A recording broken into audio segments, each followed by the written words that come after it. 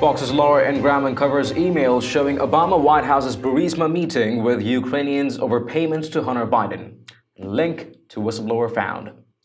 Hello and welcome to TST. If you are new to the channel, tap on the subscription button and press the notification bell so you can receive news and updates that you can rely on daily. Fox's Laura Ingram announced she was in possession of State Department emails from May 1st, 2019, showing that New York Times reporter Ken Vogel inquired about a 2016 Obama White House meeting with Ukrainian prosecutors. That meeting took place at the White House the day before President-elect Trump's inauguration. At least 7 Ukrainians were registered as visitors that day. According to Ingram, the person who checked them into the White House that day was the person who later became the whistleblower that kicked off the sham impeachment we've labored through. Ken Vogel, writer for Politico at the time, reported on Ukraine's interference in the 2016 election on behalf of Hillary Clinton, was investigating this story as well. Fox News Vogel wrote that he planned to report that a State Department official attended the meeting on January 19, 2016 with Ukrainian prosecutors and embassy officials where U.S. support for prosecutions of Burisma holdings in the United Kingdom and Ukraine was discussed. Vogel asked about concerns that Hunter Biden's position with the company would complicate such efforts. The New York Times never ran Vogel's story.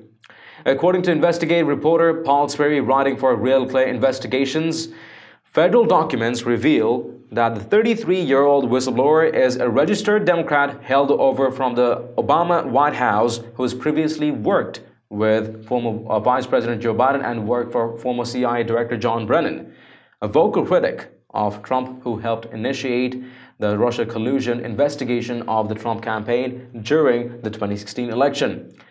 If the whistleblower is who we believe he is, we know who it is, then there's little wonder why social media and lead impeachment manager Adam Schiff want to keep his name hidden and to prevent him from testifying. But Sperry keeps digging, and yesterday wrote, barely 2 weeks after Trump took office, the CIA analyst, whose name was recently linked in a tweet by the president and mentioned by lawmakers as the anonymous whistleblower who touched off Trump's impeachment, was overheard in the White House discussing with another staffer how to remove the newly elected president from office, according to former colleagues. That's the reason for the hastily arranged House impeachment, a desperate attempt to project Ukrainian corruption from the Bidens and onto President Trump. This was as predictable as the day is long.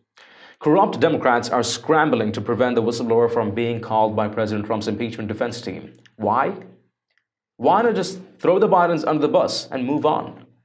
Maybe Rudy has already answered that question. Here's the video of the entire segment. Take a watch. Tonight, the Ingram angle obtained exclusive documents that show just how important he or she is. Now, we got our hands on a batch of State Department emails from May of last year. The chain centers on a request from the New York Times reporter Ken Vogel. Now, you might remember he's the former Politico reporter who wrote this story about Ukrainian efforts to hobble Trump's presidential run in 2016. Oh, but that's just a conspiracy theory, right? Well, fast forward to May of 2019. Vogel sends an email to State Department official Kate Schilling about a story he was working on regarding an Obama-era meeting with Ukrainian prosecutors. In his request, Vogel mentions a name who some have reported is the whistleblower. Now, we have not yet confirmed this name, so we're just blacking it out for here. Now, Vogel's email reads as follows. We're going to report that State Department official Elizabeth Zentos attended a meeting at the White House on January 19, 2016, with Ukrainian prosecutors and embassy officials. The subjects discussed included efforts within the United States government to support prosecutions in Ukraine and the United Kingdom of Burisma holdings and concerns that Hunter Biden's position with the company could complicate such efforts. On May 1st, State Department official Kate Schilling forwarded Vogel's email to her colleagues Elizabeth Zentos and George Kent. Now, remember him? He was one of the House Democrats' all-star impeachment witnesses. Now, according to Schilling's email, Kent has previously been a source for Vogel. Well, I wonder how many times. I was thinking about that today, but I digress. Now, follow-up emails reveal the conversation ending on May 3rd when the State Department eventually just declined to comment. We at the Ingram angle were, however, able to corroborate details of the January 2016 meeting. However, we did this, of course, using archived Obama White House visitor logs. They're not going to tell us. We have to go to the logs. You can see them on the screen now. They show that the person who many believe to be the whistleblower checked in numerous Ukrainian officials into the White House on January 19, 2016, the day Vogel claims there was a meeting on Burisma and Biden. Also at the meeting were Ukraine's lead anti-corruption prosecutor and the head of the country's anti-corruption bureau, both of whom were there to discuss the complications of Hunter Biden's sweetheart gig. So what happened to that New York Times story about the 2016 meeting? Pretty hot, don't you think? Well, it was never published. We asked Ken Vogel, the reporter, why nothing ever came of it, but he didn't respond. The New York Times director of communications did, however, also refusing to answer our questions about why the story never ran, instead noting that Vogel's request for comment was just consistent with their news-gathering process. Got it. Nothing to see here.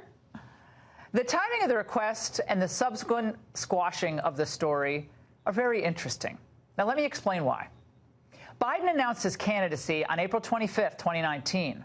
The exchanges we laid out here in this segment occurred the following week. So now we have some questions. Number one, why wasn't the whistleblower concerned about Joe Biden overseeing Ukraine policy while his son was cashing in? Was it only troubling when Trump himself tried to get this thing investigated, this entire unsavory deal?